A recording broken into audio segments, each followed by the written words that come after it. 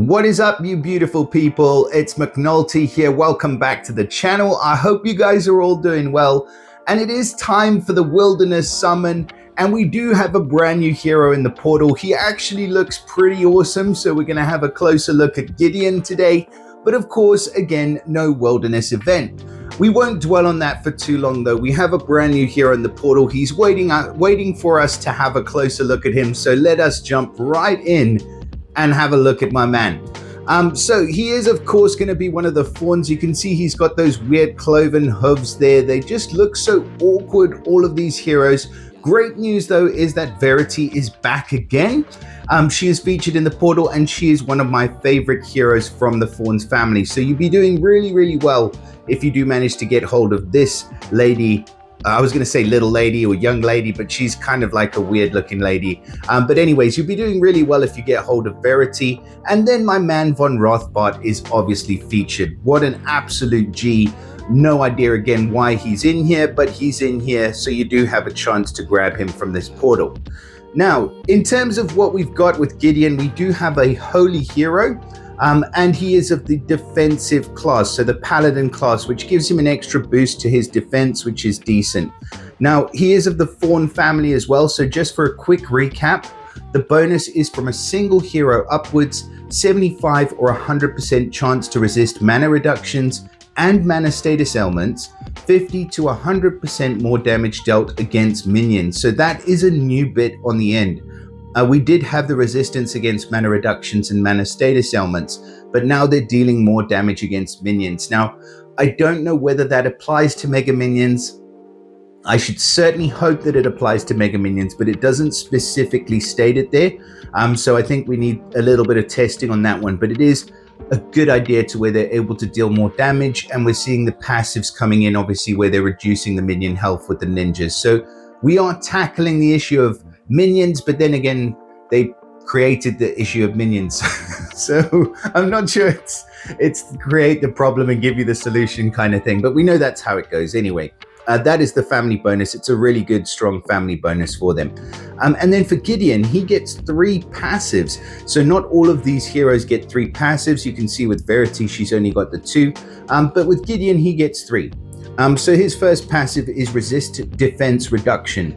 So he has an innate resistance against status effects, ailments, stacks, and wither effects that affect defense. So you cannot give him any defense down, including wither. So that is a super strong passive. He gets the innate resistance against insanity as well, which is again super strong for the insanity wars. We are going to be seeing that used a lot more, I'm sure. But for now, it's kind of a niche passive. But as the insanity wars sort of take off, I think that's probably going to become a little bit more prevalent. In terms of the third passive, then it's mana on status ailment received. So the character gains a 5% mana boost when he receives a status ailment or a negative stack.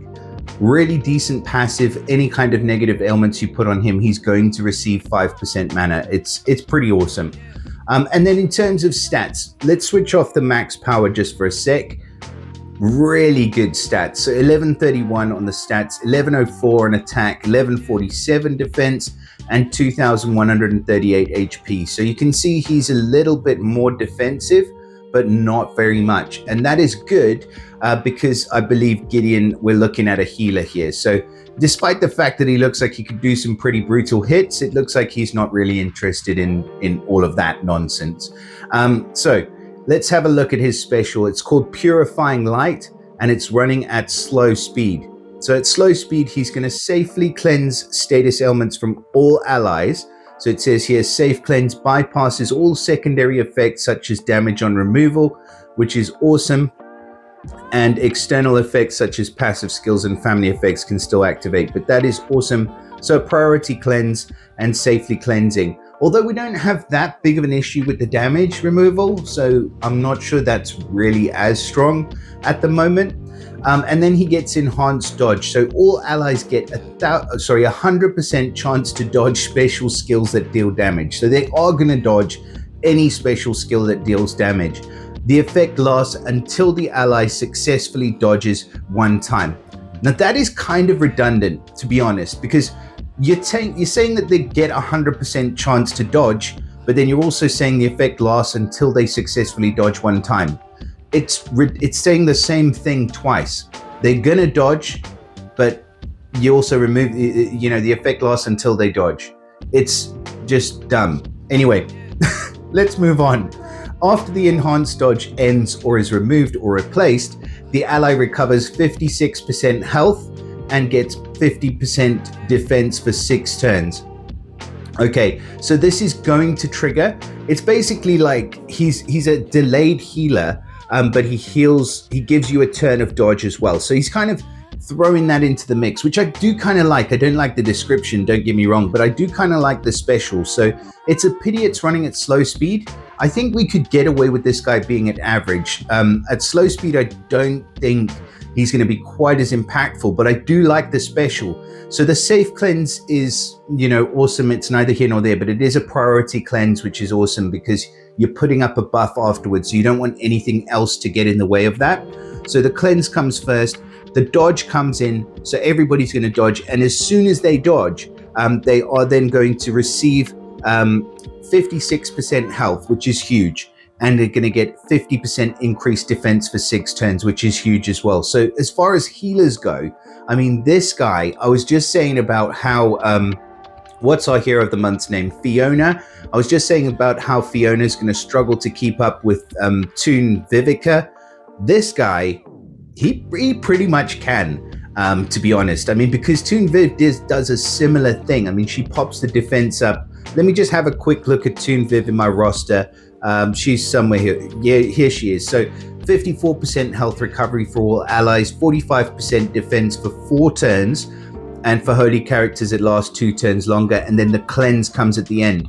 So this guy that we're looking at is kind of the reverse of that. Although he doesn't have the element immunity to everything, he's got resistance against defense elements, and he gets mana, plus with the family bonus, 75 to 100% chance to resist mana reductions and status ailments. So yeah, he's a very, very similar hero, in fact. And as far as stats go, he's very, very similar.